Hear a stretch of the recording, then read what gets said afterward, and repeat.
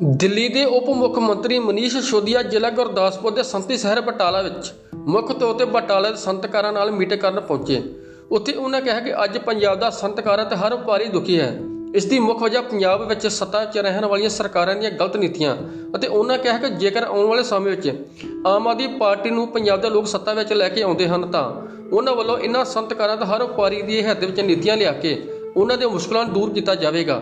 ਇਸ ਦੇ ਨਾਲ ਹੀ ਉਹਨਾਂ ਸੰਯੁਕਤ ਕਿਸਾਨ ਮੋਰਚੇ ਵੱਲੋਂ ਦੇਸ਼ ਦੇ ਪ੍ਰਧਾਨ ਮੰਤਰੀ ਨਰਿੰਦਰ ਮੋਦੀ ਨਾਮ ਤੇ ਲਿਖੀ ਚਿੱਠੀ ਅਤੇ ਫਸਲਾਂ ਦੀ MSP ਤੈਅ ਕਰਨ ਦੀ ਮੰਗ ਬਾਰੇ ਦਿੱਲੀ ਦੇ ਉਪ ਮੁੱਖ ਮੰਤਰੀ ਨੇ ਕਿਹਾ ਕਿ ਇਹ ਬਦਕਿਸਮਤੀ ਹੈ ਕਿ ਦੇਸ਼ ਦੀ ਕੇਂਦਰ ਸਰਕਾਰ ਕਿਸਾਨਾਂ ਦੀ ਕੋਈ ਸੁਣਵਾਈ नहीं कर रही। उन्होंने होर की कुछ क्या है खुद उन्होंने दी बनी सुनते हैं। ब्यूरो रिपोर्ट दाल पंजाब न्यूज़। एक शानदार संवाद हुआ। ये समझ में आ रहा है कि यहाँ का हर व्यापारी इस बात से दुखी है कि उनकी सरकार उनकी चिंता नहीं कर रही।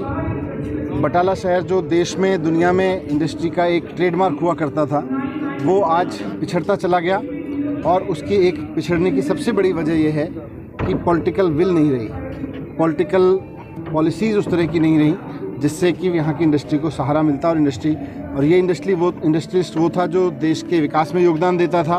ये इंडस्ट्रियलिस्ट वो है जो देश को जॉब देता है और वो आज दुखी है इस बात से। ये बात खूब सारे व्यापारियों की तरफ से निकल के सामने आई, कई इंडिविजुअल डिमांड्स भी आई।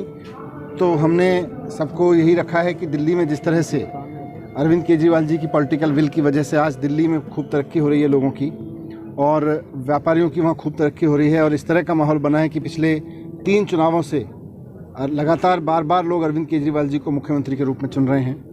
एक बार पंजाब के व्यापारीगण भी, पंजाब के उद्योगपति भी अरविंद केजरीवाल का साथ दें, मुख्यमंत्री जी अरविंद केजरीवाल जी का, आम आदमी पार्टी का साथ दें।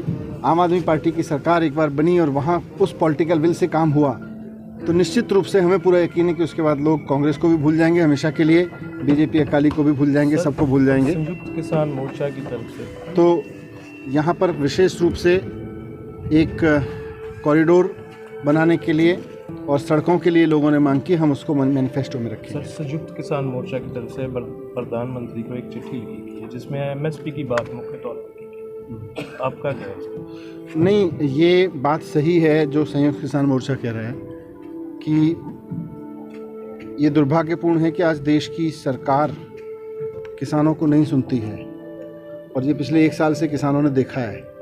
तो इसलिए अगर वो मांग कर रहे हैं और वो कह रहे हैं कि भाई हमारा धरना उस तक जारी रहेगा तो ये केंद्र में बैठी सरकार को सोचना चाहिए कि इतना भरोसा उनका गिरा कैसे है।